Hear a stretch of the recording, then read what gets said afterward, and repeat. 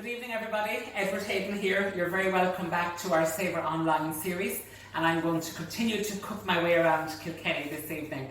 Thank you so much for all of the lovely comments that you're giving us on both Savour Kilkenny online in general, but even on my own recipes as well. It is much appreciated and great to get all of the lovely pics on Insta and Facebook of all of the recipes that you're trying out, so thank you so much.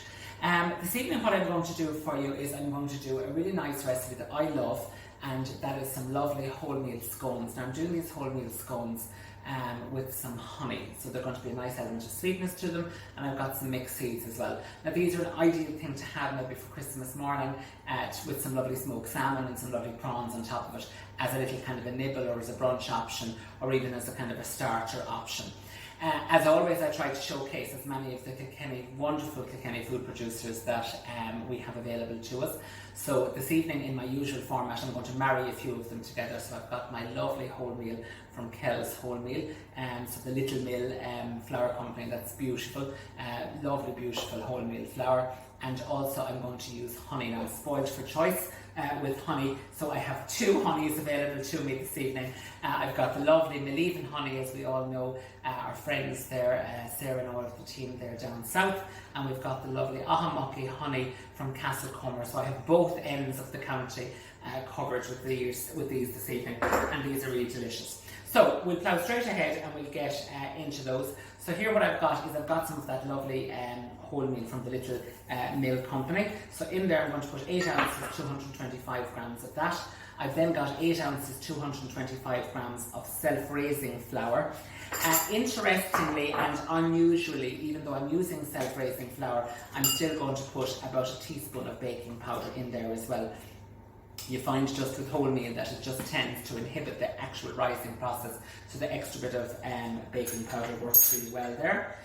Here I've got some brown sugar, just for that little bit of sweetness. I'm going to put in a little bit of brown sugar, and I have my honey there as well, which will add my sweetness to that.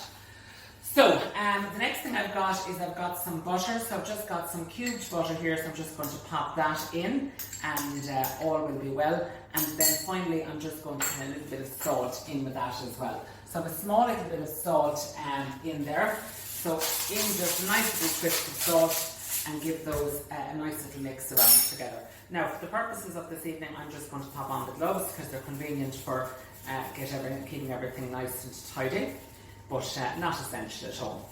Now here then in my bowl, I'm just going to gather my wet ingredients in advance so that I'm all ready to go. So I've got 1 egg here, and into that 1 egg I'm going to put about 2 dessert spoons, which is 1 tablespoon of honey. So what I'll do, just to keep all the fires lit, I'll put a spoon of each in there. So we've got our lovely Aughmuckey honey, and we've got our lovely honey then from Mileven. Now again, of course, any of these honeys could be used for maybe glazing your ham. We're all getting ready now to see the glazed ham and all of those sorts of recipes that we'll all be doing for Christmas. So again, that honey will work really nicely, or on top of our vegetables, you know, to put some of the lovely vegetables onto a tray, you know, the root vegetables, and drizzle them with a little bit of honey. It just works really nicely for Christmas. Now, so in here we're going to go and just rub all of these together just like so. You don't need to spend too long with these, you know, just get them done relatively quickly until it all comes together into what's defined as those rough breadcrumbs. Okay, or coarse breadcrumbs. So just do those. As I said, don't have big chunks of butter, but they will continue to melt down during the baking process. If you do kind of leave too big a chunks of butter, what you'll find is your scones will spread, because the butter will melt in the middle of the scone. It'll just cause that scone to spread. I don't know if any of you ever put in a tray of scones and took out what looked like a tray of biscuits. That's for a couple of reasons, and I'll walk you through those in just a second. But that's one of the reasons, is the big chunks of butter in the middle of it all. So there we have it, just like so. Now what I've got here is I've got some lovely mixed seeds. I'm just going to put in some mixed seeds there and pop those in just like so. And again, they'll have that lovely healthy option, so when we see the seeds we can convince ourselves of all those nice healthy effects. Now here what I've got is I've got my egg and I've got my honey. I'm just going to beat that together, and the honey will just add that nice bit of sweetness. Now I have put in a bit of sugar earlier on, but you can leave that out if you want, just in place of the honey. I just like these really nice and sweet. I think they're nice and tasty.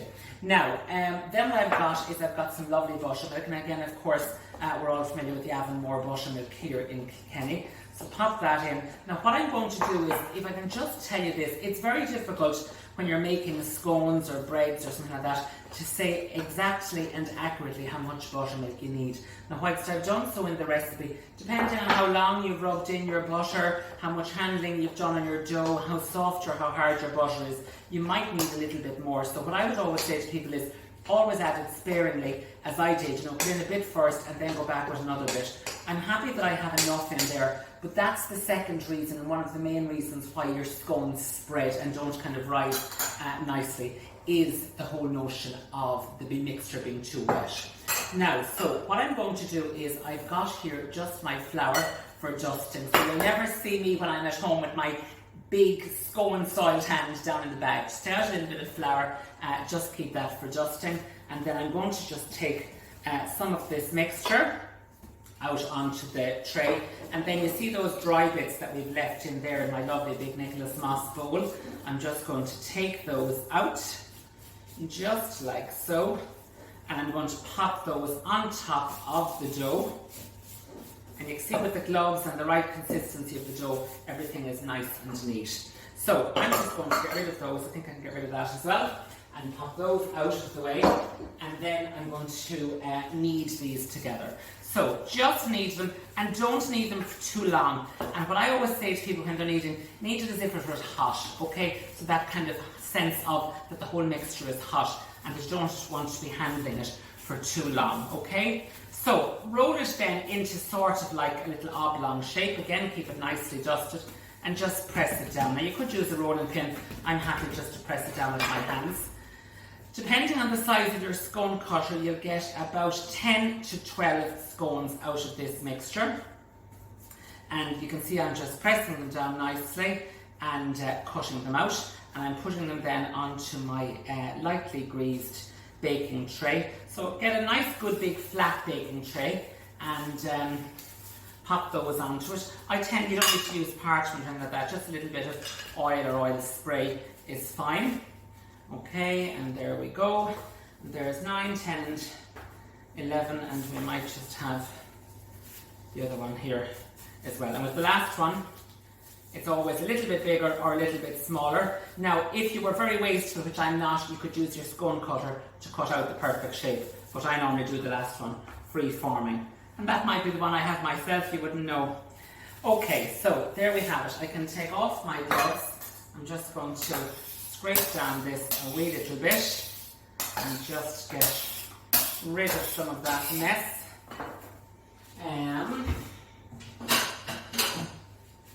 Just get rid of some of the mess, and then I'll take my scones in here.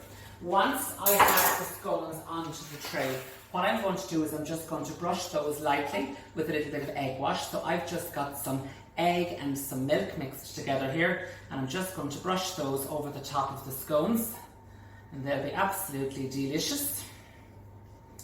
Okay, and that just gives them that nice golden brown finish, and it also allows you to to stick a little bit of mixed seeds on the top as well, so you have those mixed seeds right there on the top. Okay, so scatter all of those on quite generously. And these scones freeze exceptionally well also. So if you want to get yourself prepared and put a little bit of crispness in the freezer, you can do so. Into the oven, 180, 350 gas mark 4 for about 18 or 20 minutes until they're nicely risen and golden brown. So I'm just going to pop these into my oven over here. Now in we go. And then I have these I took out a little while ago, so they're just nice and cool at this stage. And this is our lovely tray of scones, just like so. So 180, 350 or gas mark 4, they've baked for. And just look at those, don't they look absolutely divine? Some gorgeous scones, and all is ready for you to do with those is to grab the bit of butter and dive in with the butter and the hot scones. Think of that with your lovely Christmas starter. Think of it with maybe some lovely soup, or think of eating with a cup of tea. But aren't they absolutely delicious? Those are our lovely wholemeal scones with, as I said, the little mill flour. We've also got the Aughmuckey honey and the Maleven honey, and again a good drop of our Avonmore buttermilk. Thanks very much, folks, for joining us this evening as always. Hopefully you will continue to engage with us. Check us out, let us know, tweet us or send us messages, and we'll get back to you here on Instagram or Facebook or Twitter as suits yourself.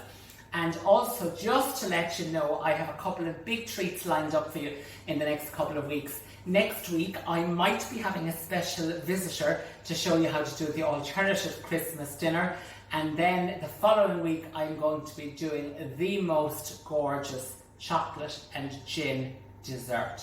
Be still, my beating heart. It's absolutely fabulous. Until then, folks, thank you very much. Keep well, stay safe, and I'll see you very, very soon.